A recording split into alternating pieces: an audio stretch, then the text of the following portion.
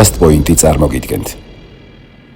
შენი წოდი მე ვაყვანილი ვიყავი. შეზიკერ ჩემზეც არ ვიცოდი. ეხლა არ დანო მშობლებს რო არ დაელაპარაკე თავის დროზე. აი ყველას აქვს უფლება რომ იცოდეს ვინ არის, საიდან მოდის. დედამ გითხრა აყვანილი რო იყავი? ზოდიაქოც კი არიცი. ხო. რა პრევენციაზეა ლაპარაკი. გვარია რო თქვა ამს არავის. გენეტიკური კოდი მაინტერესებდა. ვიღაცამ დარეკა საღამოს რომ მე ვარო დედა შენიო. შეიცა? ხო, აი დადასტურებულად რომ უკვე გითხრას რომ კი ლელა შენ აგიყვანეთ ამადამ წელს ამადამ სამშობია რო. ნანა გერქვაო, ან რატო მიმაწერეს, ან რატო გამომიცვალეს, არაფერი არ ვიცი. რაღაცების გამო მშობლები არ ეუბნებიან სიმართლეს. მთელი ცხოვრება რაც მეგონა, ესე იგი მართლა ესია და შენ დიდი ხნის განმავლობაში იცოდი რომ იყავი აყვანილი ბავშვი? ვარაუდის დონეზე ვიცოდი ყოველთვის. რაღაცა შეგრძნებები მქონდა რა. აი რა შეგრძნება? მე მგონი მეთქი მე ამათიშვილი არ ვარ მეთქი და ის დეიდა ჩემი გამოვიდა და უთხრა. ადამიანი რომელიც პოულობს ათესავებს, მაგრამ ვერ პოულობს მშობლებს.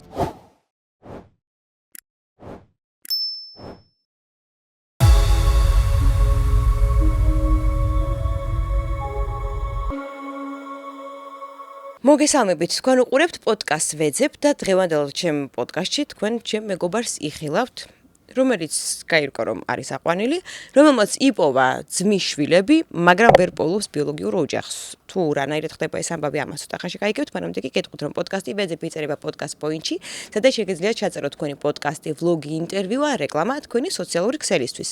დეტალური ინფორმაციისთვის შეგიძლიათ დარეკოთ მითითებულ ნომერზე. აუცილებლად ნავახსენოთ ჩვენი სპონსორი, რომელიც არის ირინით რებელი, რომელიც საბერძნეთში მყოფ ემიგრანტებს თავაზობთ სახლიდან გაუსროლად ამანათის გაგზავნას საქართველოს ნებისმიერ წერტილში, უფასო საკურიერო მომსახურების მეშვეობით. ირინით რებელი გთავაზობთ სწრაფ და უსაფრთხო გადაზიდვებს. ამისთვის უნდა დაუკავშირდეთ მითითებულ ნომრებზე. რაც შეეხება დღევანდელ ჩვენ სტუმარს, ჩვენი სტუმარია ლელა ბექაური.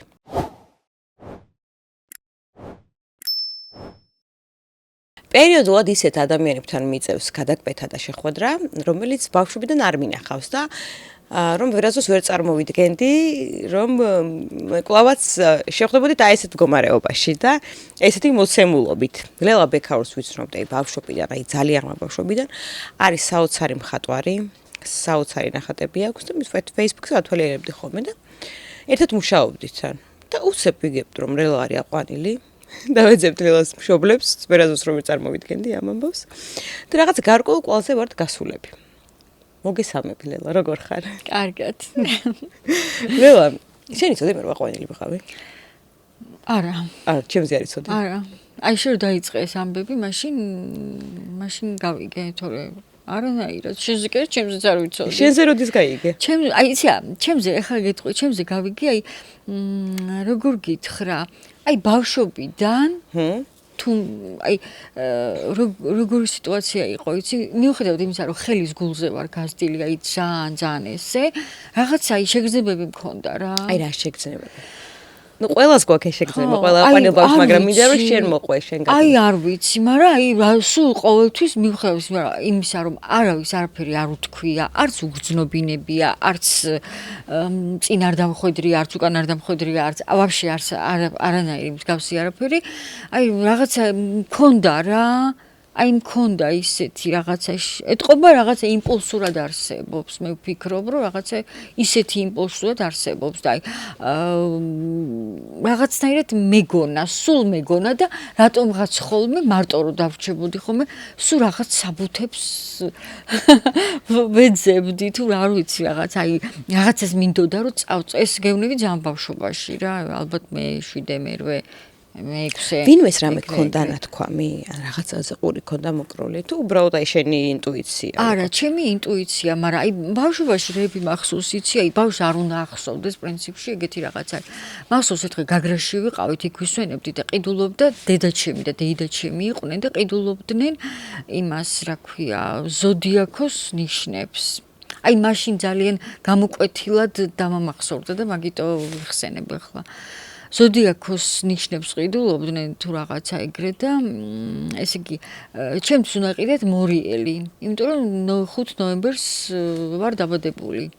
ნუ და რაღაცა კამათი წავიდა, რომ აი მორიელიც უყიდოთ ბოლოს და ბოლოს ესე გადაწყდა, რომ მოდი მორიელიც უყიდოთ და აი ეს ნამდვილიც უყიდოთ და აი აი აქედან გამომდინარე, აი რამ არ ვიცი, რამ ხლა ალბათ მე-5 მე-6 კლასში და ის ნამდვილი რა იყო, არ გახსოვს? ნამდვილი იყო, ნუ მე როგორც მომაძახა დედაჩემმა, მომაძახა რა რაღაცა არც კი მახსოვს როგორ და რანაირად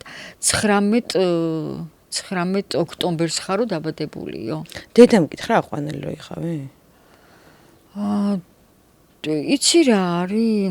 ამ ყველაფერს ხო ხვდებოდი და მე ისე მოხდა რომ ვიღაცამ დარეკა რამხელა ვიყავი ალბათ 15-16-ის ან 17-ის აი სკოლა ფიქრობ რომ ახალ დამთავრებული მქონდა ალბათ 17-ის ვიყავი 16-17-ის ეგრე ვიღაცამ დარეკა საღამოს რომ მე ვარო დედა შენიო ხო აი ესე მე ვარო დედა შენიო და ეგ ქალიო ცუდიაო თუ რაღაცა ეგეთები მითხრა და ისა დაუკიდე იმიტომ რომ არ კითხე არაფერი. არა, არაფერი არ მიკითხე, იცი რა, აი, ანუ მე მინდოდა იმ მომენტში მინდოდა რომ აი მთელი ბავშვობა, მთელი ცხოვრება რაც მეგონა, ესე იგი მართლა ესია და მოდი ეხლა რაღაც ხანაირად დავაკვირდები.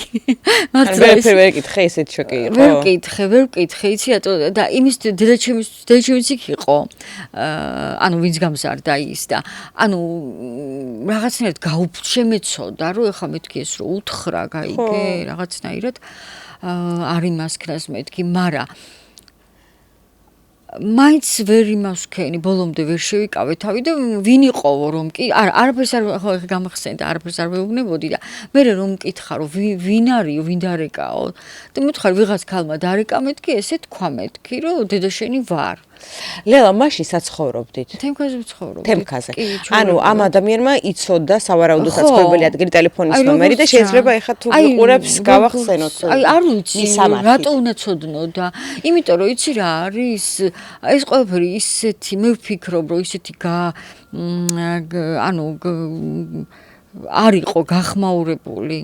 მართლა არ იყო გახმაურებული და აი ძალიან ისე დაფარული იყო და აი რატო უნდა ცოდნოდა?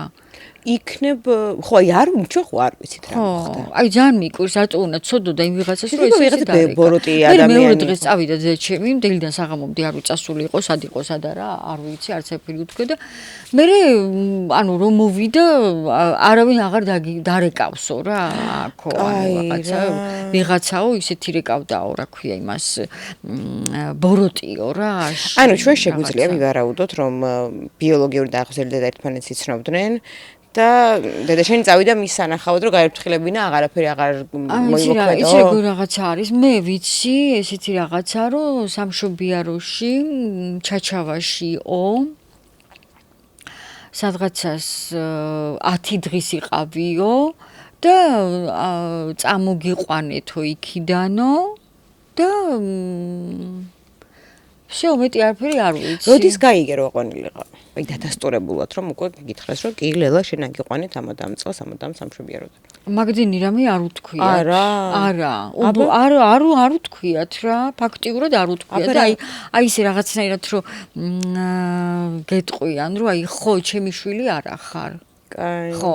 და როდის გავიგე დადასტურებულად და დედაჩემს დაემართა სკლეროზი და აი მერე უკვე რას ამბობდა, რას არ ამბობდა და რაღაცა რას ამბობდა, იქნებ რაღაც ხელჩასაჭიდი იყო. ხელჩასაჭიდი აღარაფერი უთქვია ისეთი რა, უბრალოდ მითხრა რომ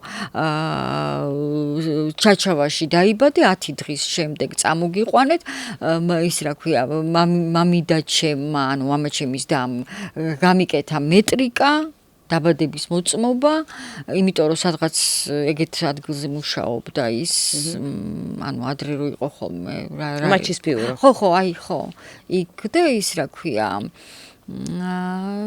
всё, აი ხო მამაშენის 5 ნოემბერს იყო მამაჩემი დაბადებული და აი მამაშენის რიცხვი მიგაწერეთ, აი რატომ მიგაწერეს? აი რატომ იმაწერეს, რატომ ნანა გერქვაო, ხო ეგეც ვიცი. ნანა გერქვაო, ან რატომ იმაწერეს, ან რატო გამომიცვალეს, არაფერი არ ვიცი მართლა. რომელ წელს მოხდა ეს? ეს იყო 1970 წელს.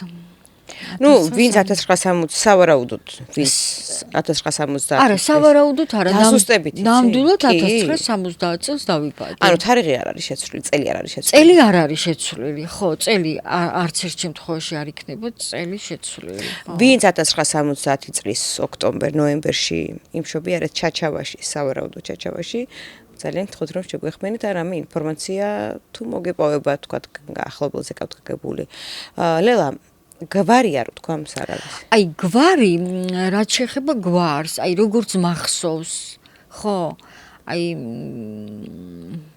შენგელაია სანაძე სანოძე თუ რაღაც აი არ ვიცი დაზუსტებულად არ ვიცი ანუ უკვე ჭკუად ყოფილი არ იყო რომ აი მეკითხა ეს რომ მართლა ჩემი ვარაუდები აქამდე რაც იყო ბავშვობიდან აი შეიძლება ნაშვილები ვარ მიუხედავად იმისა რომ აი მართლა აი ძალიან ისე ვარ გაზრდილი სასწაულად არ ვიცი ბამბებზე ქვია მაგას თუ მარლებში თუ რაღაც აი ეგრე რო ვარ გაზრდილი აი მიუხედავად ამისა რომ მაინც მქონდა ეჭვი და რაღაც აი ესეთი ვარაუდის დონეზე ვიცოდი ყოველთვის მაგრამ დადასტურებულად რომ უკვე გავიგე ეს ამბავი უკვე არ იყო სრულ გონებაზე რომ მეკითხა და აი ჩამომეყალიბებინა ეს ყველაფერი და ანუ ნათესავებთან არ გისაუბრეთ ნათესავებმა იციან ხოლმე ხშირ შემთხვევაში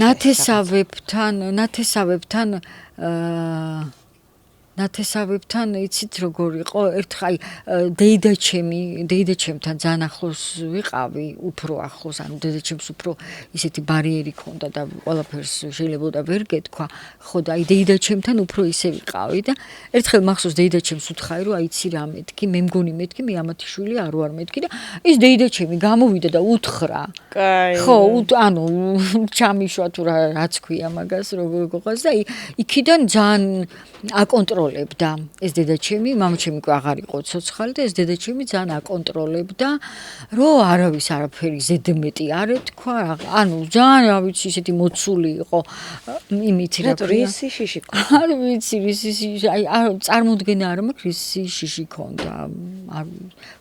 ვერ ავხსნით, თუმცა მიმაჩნია, რომ ყველამ უნდა იცოდეს თავისი წარმომავლობა, თუნდაც გენეტიკური საჭიროების მიხედვით. შენ დიდი ხნის განმავლობაში იცოდი, რომ იყავი აყვანილი ბავშვი, მაგრამ არ ეძებდი, ანუ არ იყო. არა. საიდან გაგიჩნდა ეს სურვილი, რომ მოგეძიებინა? აი, უფრო გენეტიკური კოდი მაინტერესებდა და იქიდან გამიჩნდა რა, ანუ რაღაცა ექიმთან ვიყავი, ექიმა მითხრა რაღაც ძალიან ისე, რომ ანალიზებზე. ხო, რაღაც ჩვეულებრივ გამოკვლევებზე სკრინინგზე და რაღაცა ეგეთ ჩვეულებრივ გამოკვლევებზე ძალიან ჯანმრთელი ვარ მიუხედავად ისე, ანუ თუმცა და ექიმამ მკითხა უბრალოდ რომ ანუ რაღაც გენეტიკურად რაღაცა ესე და მეთქი არ ვიცი და რომ წამოვედი იქიდან აი მთელი გზა ვფიქრობდი რომ აი რატომ არ ვიცი აი რატომ და ძალიან საჭიროა ეს და თუნდაც კაი მე რაღაცნაირად განვლე ეს გზა და რაღაცა მაგრამ ჩემი შვილებისთვის ხო კარგი იქნება ანუ პრევენციაზე შეიძლება მოახდინო რაღაც დიაბეტზე ეს გზა რატო გადაუსვი შენ თავს ხაზი რო გავლილი ანუ რაღაცა შეგუებული რო ხარ აი ეგ მომენტია რა უბრალოდ შეგუებული ხარ რა ნუ თუ ახალი ადამიანები გამოშვებიან და რაღაც ესეთი ძალიან გამიხარდება უბრალოდ ძალიან გამიხარდება ხო სამწუხარო ძალიან ბევრს არ ესმის მეც რო დავდიოდი სხვადასხვა კვლევაზე მე თან ჩაციკლული მქონდა ანუ მე მქონდა ჩაციკლული რომ უნდა დამართნო და მკერდის კიბო და სულ ვიძახდი რომ გამორჩენ ბიოლოგიურ მშობელს აქ მკერდის სიმსივრე ყველა ჩემი მეგობარმა იცის და ნუ აი დავყავდი და ანალიზებს საბოლოოდ კი გაირკვა რომ მართლა აქ მას მკერდის სიმსივრე ნუ აღარ აქვს იმკურნალო მაგრამ აი იმდენად შიში მქონდა რომ რამე როდესაც არ იცი როდესაც იცი ხო აი დიდი შანსია რომ ხო და როდესაც არ იცი ძალიან მძიმეა და სამწუხარო და აი განსაკუთრებით ბიოლოგიურ ამ ყვარმშობლებს არ ესმით განსაკუთრებით ეს ამბავი რომ აი რატო უნდა იცოდეს სიმართლეს რას ქვია რატო უნდა დაავადებები ხო უნდა ვიცოდე აი თუნდაც დაავადებები აი ზოდიაქოს აი თუნდაც ზოდიაქო რა არის ხო რაღაცა ისა მაგრამ აი საერთოდ რო არ იცი ზოდიაქოც კი არ იცი ხო რა პრევენციაზეა ლაპარაკი მაგრამ ხო აღმოჩნდა სასწორი ხო კი მაგრამ იცი რა არის აი და დაზუსტებულად რა ეხლა ხო აი არის ის დაზუსტებულადაც არის უბრალოდ აი ესე გითხრეს რომ აი რაღაცა 19 ოქტომბერს ხარ გაჩენილი დაბადებული რაღაცა და ისიც არის აბა ეგრე იყო ეხლა არ დანო მშობლებს რო არ დაელაპარაკე თავის დროზე კი დანო ძალიან დანო შეიძლება იცი რა აი უფრო მამაჩემი მეტყოდა აი დედაჩემი შეიძლება და არ ეთქვა მაგრამ მამაჩემი უფრო მეტყოდა ამ ყველაფერს მაგრამ ნუ სამწუხაროდ არ არის იცი რა არის ძალიან ბევრი შვილი არც მეორე მშობლის სიცოცხლეში ვერ იწყებს ზებნას და მშობელს ვერ ეუბნება სიმართლეს მორიდების, შიშის, გაფრთხილების რაღაც აი უფრო გაფრთხილება იყო რა ჩემ მიმართებაში. კი, მაგრამ ნახე ჩვენ თუ სწორად მივაწოდებთ ინფორმაციას ამ მშობლებს თუ აუხსნით რომ ჩვენ არ გავიქცევით რომ ჩვენ ისინი ისე გვეყვარება როგორც გვიყვარს რომ სხვა ვერ შეგვიწვის მაგათ თავს რაღაც იქნებ ეს ყინული დაიძრას იმიტომ რომ რაღაც შიშის ცოტა ეგოიზმის რაღაცების გამო მშობლები არ ეუბნებიან სიმართლეს. თუმცა მეც ახლა მე ალბათ დედაჩემი მაინც მგონია რომ არ მეტყო და მაგრამ ვერასდროს ვერ ვაპატიეთ ჩემ თავს რომ მისი სიცოცხლეში არ დაველაპარაკე. ვერასდროს და ახლა ვინმე თუ მიყურებთ ისეთი ვინც გადაწყვეტის წინაშე და აი ზუსტად მაგ მომენტში ვარ მეც ანუ რა თავის დროზე რომ დავლაპარაკებოდი თუნდაც რაღაც უხეში ყოფილიყო ეს ლაპარაკი თუნდაც ხო აი მამაჩემის მხრიდან არ იქნებოდა უხეში არც ერთ ვარიანტში და აი დედაჩემის მხრიდან უფრო იმიტომ რომ უფრო აი ანუ ესეც რატომ გონია იცი ესეც აკითხებ ზე რომ იყო ხოლმე რაღაცა აი რაღაცა გარბოდა რა აი რაღაც გარბოდა რა აი რაღაც სხვა რაღაცას ან გაიწეოდა ვაფშე აი ანუ ხო თემას ირიდებდა ირიდებდა აი მაქსიმალურად ყველა ფორმით ირიდებდა აი არ ვიცი რატო არ უნდა და მაინც ნერვიულობდა ხო აი არა არ ექნებოდა ჩემგან სანერვიულო იმიტომ რომ არ ექნებოდა ხო მიცნობდა კარგად და იცოდა რომ არ ექნებოდა ხო მიცნობდა კარგად ხო არ ექნებოდა სანერვიულო ჩემგან მაგრამ აი მაინც რა ეს ზაფრი ჩაჭიდება ეს კომუნისტური იმისი რო აქვთ ხო ნუ ვერ ნუ ნელ-ნელა გამოდივართ ნელ-ნელა მაინც ნელ-ნელა გამოდივართ ეხლა რაც შეეხება სიახლეს რომელიც განვითარდა რამდენიმე კვირის წინ ლელას ცხოვრებაში. ლელამ გაიკეთა გენეტიკური ტესტი და იპოვა ძმისშვილი. ხო? ნახევარ ძმისშვილი. არ ვიცი რა ქვია, რა დავარქვა, მეც არ ვიცი ზუსტად, ხო? გაირკვა რომ ლელას ერთ-ერთი მშობელი არის სამტრედიიდან, ხო? სავარაუდოდ. რა გვარები არიან? კუჭავები არიან. ხო. ხო, კუჭავები არიან, ხო. ზუსტად კი არ ვიცი. ანუ ან დედა, ან მამა ლელასი არის კუჭავა, რომელიც არის სამტრედიიდან. სწორედ მათი, ანუ მისი ნათესავების თხოვნით მოვიდა ლელა ჩვენთან. მის ნათესავებთან ჩვენ ძალიან დიდი ხანია ვკონტაქტობთ და ძალიან ბევრი რამე შეგვეხმარებიან და თვითონაც ეძებდნენ დაკარგულ ნათესავს და სწორედ ამიტომ გაიკეთეს ამ ადამიანებმა ტესტი. ლირას მოვიკითხავ აქვე აქედან.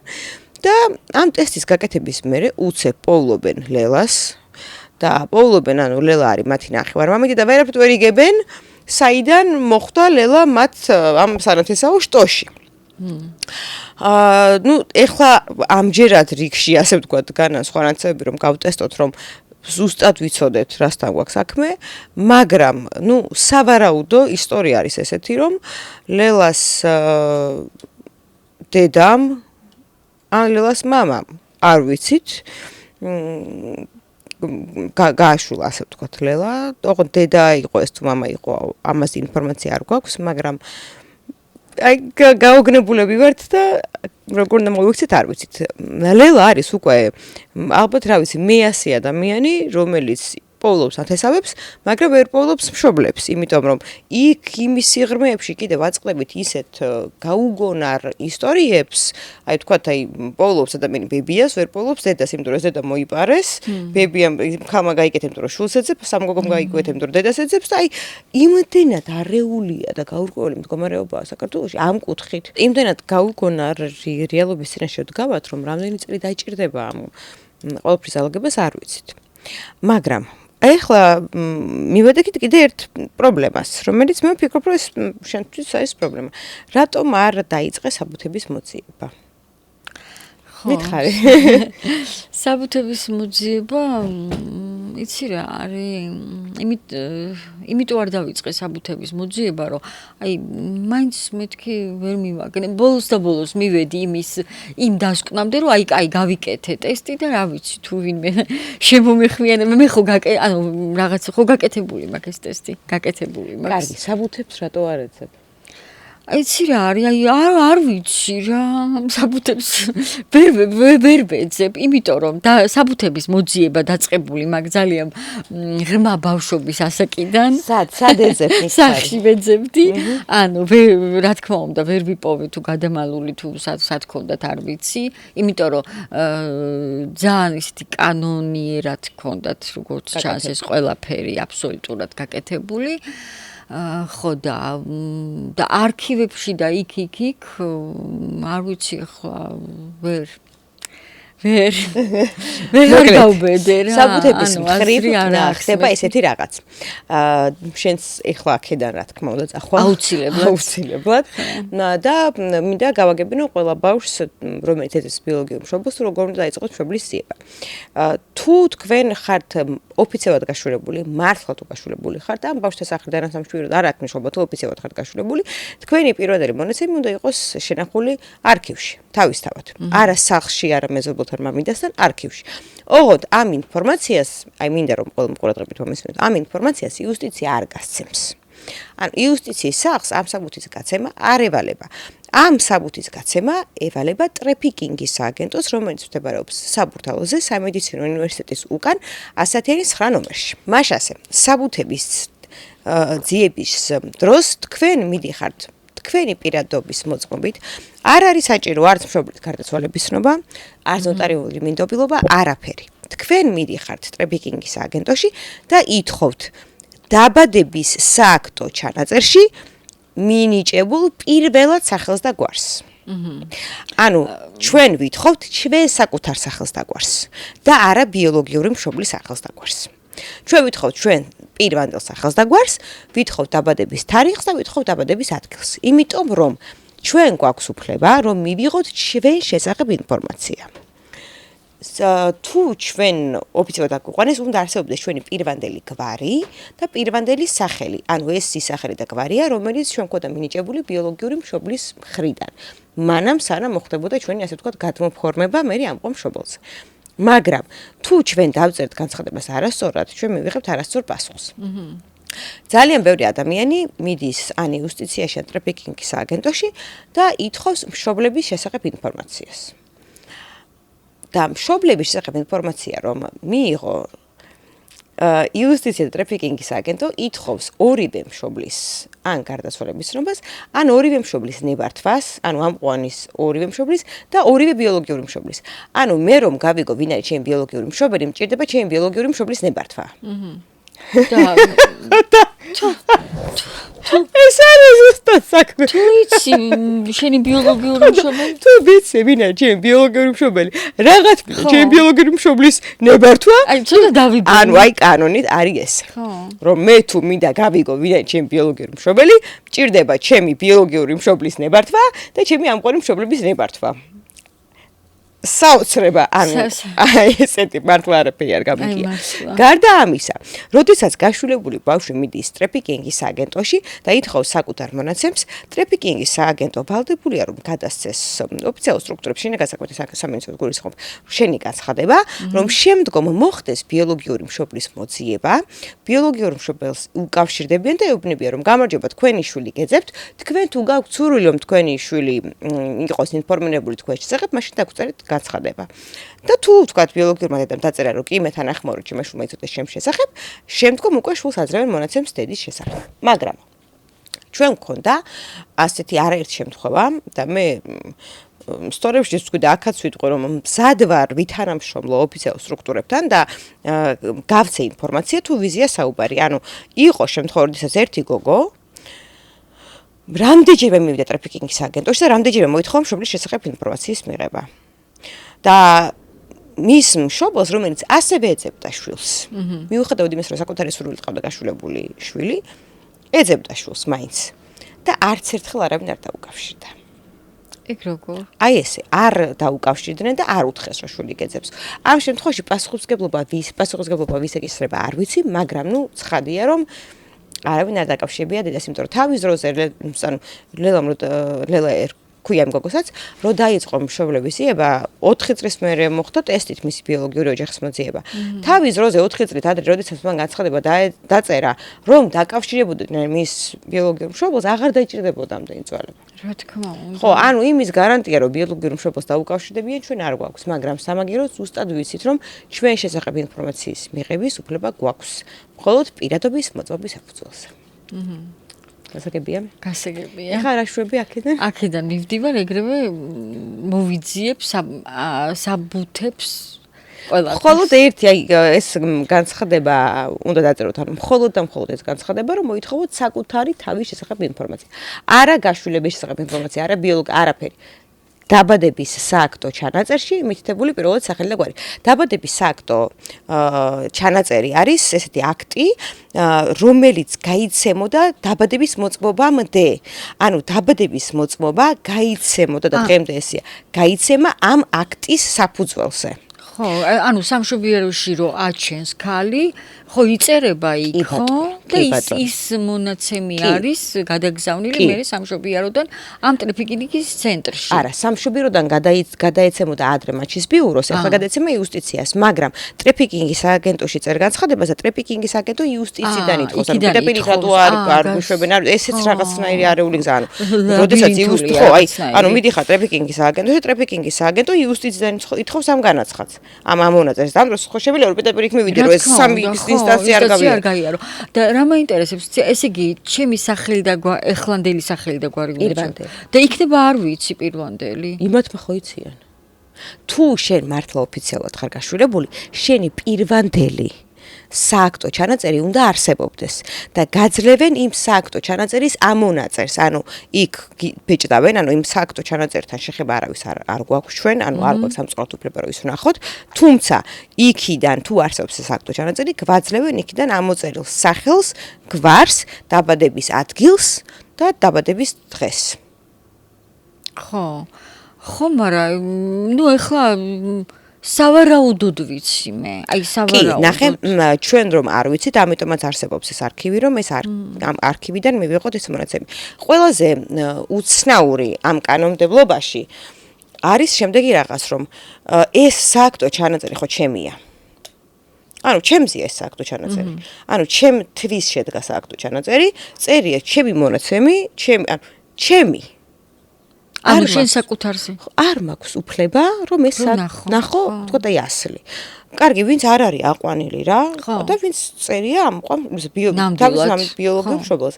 არც იმას არ აქვს უფლება, რომ ნახოს, ახო და რატო? აი არ ვიცი რა, ანუ რას რატო უნდა იყოს ესე? კაი, თქვა გაშვილებულ ბავშვს გავიგე, რომ მესამე პირის ინფორმაციას არ აძლევენ ბიოლოგიურ მშობლის და ნუ გავიგე, მაგრამ სხვა რა დააშავა? ანუ რატო? ის მშობლები დაუშვათ ბიოლოგიური მშობლები რომ წერია. სააქტო ჩანაწერში წერია, ამ აქტში წერია, თუ ოფიციალურად ხარ გაშვილებული. თუ არა და არ წერია. ანუ თქვა და აი ბავშვები, რომლებსაც იპარავდნენ სამშობიაროდან, პირდაპირ ბიოლოგიურ ამ ყოველდღე დატოვაო. თუ დატოვა, მაშინ უნდა იყოს. თუ დაგტოვა, მაშინ უნდა იყოს ხელწერილი, უნდა იყოს დაბადების მოწმობა, ეს პირვანდელი აქტი უნდა არსებობდეს. თუ მართლა ოფიციალურად ხარ გაშვილებული მშობლის ნებართვით, ყველა ვარიანტში უნდა არსებობდეს დაბადების აქტი. და ეს ყველა გაშვილებულ ბავშვს ეხება ეს ამბავი. ამის გარდა, ეს არის საჩუქარი ნინო ჯიქიასგან. ნინო ჯიქი არის ემიგრანტი, რომელმაც გამოგვიგზავნა რამდენიმე MyHeritage-ი. ახლა რა ხდება?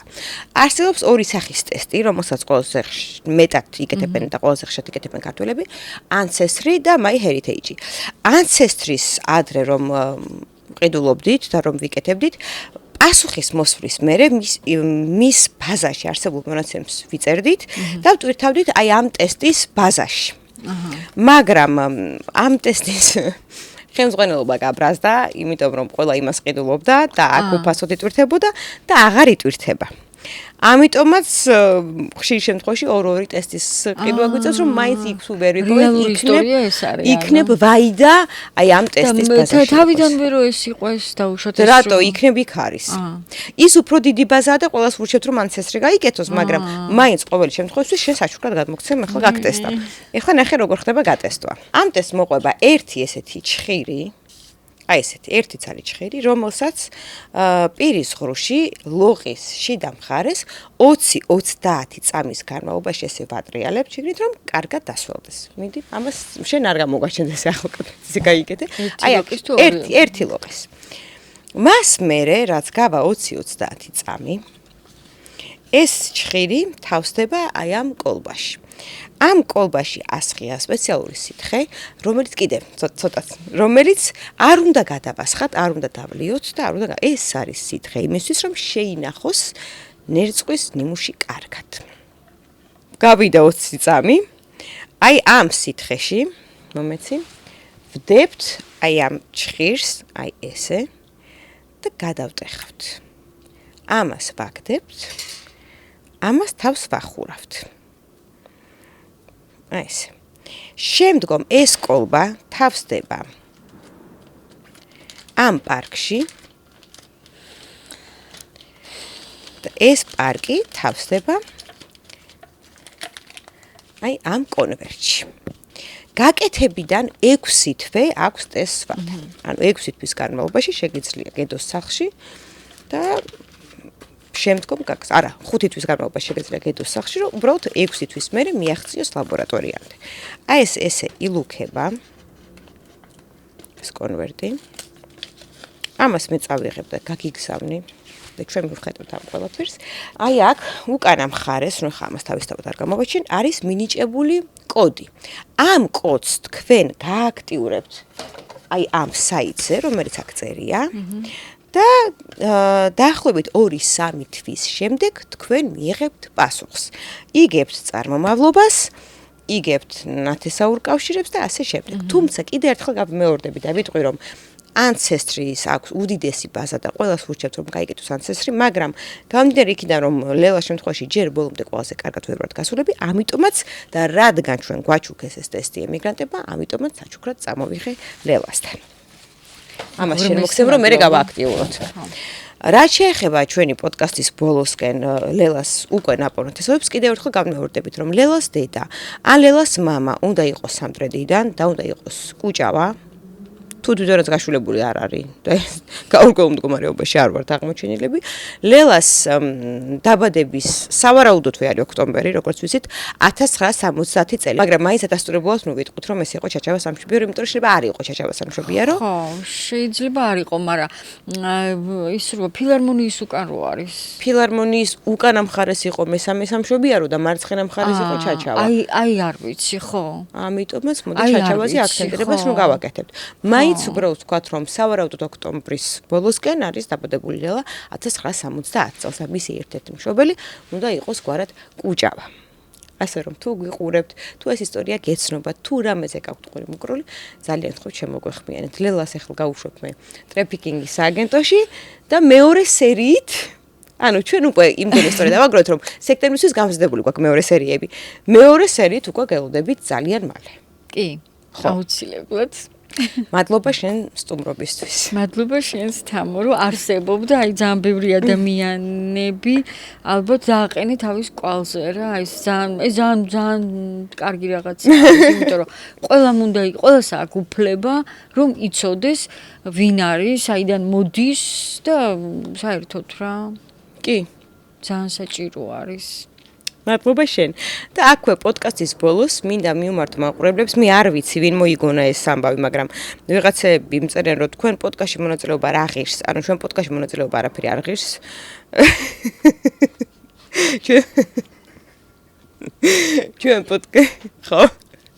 ჩვენ პოდკასტში მონაწილეობა არის უფასო და თუ თქვენ გაქვთ ჩვენთვის მოსაყოლი ისტორია, შეგიძლიათ ვიდეო შეტყობინებაში შეგვეხმიანოთ. მადლობა ყურადღებისთვის, ერთი კვირით გემშვიდობებით.